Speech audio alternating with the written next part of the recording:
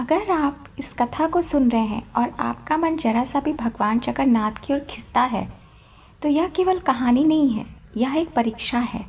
क्योंकि कहा जाता है जो भी इस कथा को पूरा सुन लेता है उसे प्रभु किसी न किसी रूप में उत्तर जरूर देते हैं। तो आंखें बंद कीजिए, मन को शांत कीजिए और सोचिए, अगर आज स्वयं भगवान जगन्नाथ आपके घर आए और आप उन्हें पहचान ना पाएं तो क्या होगा। पुरी के पास समुद्र की लहरों और शंखों की आवाज़ के बीच बसा था एक छोटा सा गांव। इस गांव में रहने वाला नारायण दास किसी राजा का सेवक नहीं था, ना ही कोई विद्वान। उसके पास ना धन था ना प्रतिष्ठा था, तो बस एक टूटा सा घर, एक बीमार पत्नी, दो छोटे बच्चे और हृदय में बसता एक नाम जगन्नाथ। नारायण दास का नियम बड़ा अजीब था। वह कहता था, अगर मेरे घर में एक रोटी भी होगी तो उसका पहला टुकड़ा मेरे प्रभु का होगा। कई बार पड़ोसी हंसते, कई बार ताने देते, लेकिन नारायण दास कभी नहीं डिगा। एक दिन घर में हालत इतने बिगड़ गए कि 3 दिन तक चूल्हा नहीं जला। बच्चे भूखे रो रहे थे। पत्नी की आंखों में डर था। पत्नी बोली, आज अगर कुछ नहीं हुआ तो शायद बच्चे वाक्य को पूरा नहीं हो पाया। नारायण दास चुपचाप उठा, मंदिर की ओर चल दिया।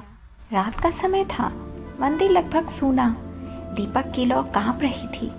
भगवान जगन्नाथ के सामने खड़े होकर नारायण दास ने कोई शिकायत नहीं की, बस इतना कहा, प्रभु आज आपके लिए भोग नहीं ला पाया, पर विश्वास आज भी उतना है। अगर मेरी भूख से मेरी भक्ति टूटे तो ऐसी भक्ति बेकार है प्रभु। कहते हैं उस क्षण मंदिर की हवा बहुत तेज हो गई। घंटी बिना किसी के छुए ही बज उठी और उसी रात पूरी मंदिर के मुख्य पुजारी ने स्वप्न में देखा कि स्वयं भगवान जगन्नाथ नारायण साधारण बालक के रूप में खड़े थे।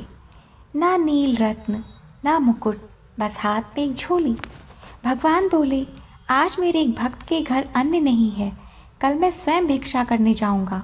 सुबह होते ही मंदिर में हड़कंप मच गया। गर्भगृह में भगवान की प्रतिमा के चरणों में चावल के दाने, मिट्टी और कुछ सिक्के पड़े थे। पुजारी समझ गया कुछ असाधारण होने वाला है। उसी दिन गांव में एक विचित्र बालक घूमता देखा गया। नीला शरीर, बड़े गोल नेत्र और चेहरे पर ऐसी शांति कि देखने वाला ठहर जाए।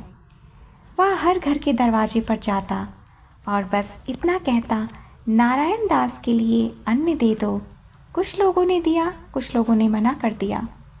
लेकिन जब वह बालक नारायण दास के घर पहुंचा तो दृश्य अलग था। घर में खुद कुछ नहीं था, फिर भी नारायण दास ने बचा हुआ मुट्ठी भर चावल उसकी झोली में डाल दिया। बालक मुस्कुराया। उस मुस्कान से कुछ ऐसा था कि नारायण दास का शरीर कांप गया। बालक बोला, आज तुमने मुझे खिलाया है, अब जीवन भर मैं तुम्हें भूखा नहीं रहने दूंगा। और वह गायब हो गए। अगले दिन सुबह राजा की सवारी गांव में पहुंची। राजा ने नारायण दास को बुलाकर कहा, आज रात भगवान जगन्नाथ जी स्वप्न में आए थे। उन्होंने कहा, जिस भक्त ने मुझे अन्न दिया उसी के हाथों से मेरा धन जन कल्याण में लगेगा। उस दिन के बाद नारायण दास अमीर बना, लेकिन उसका जीवन वैसा ही रहा, सादा, विनम्र और प्रभु को समर्पित। लोग समझ गए, जो भगवान को भूखे पेट भी नहीं छोड़ता, भगवान उसके घर भिक्षा मांगने आ जाते हैं। कमेंट में जय जगन्नाथ जरूर लिखिएगा। मिलते हैं एक नई कथा के साथ। जय जगन्नाथ, जय जगन्नाथ।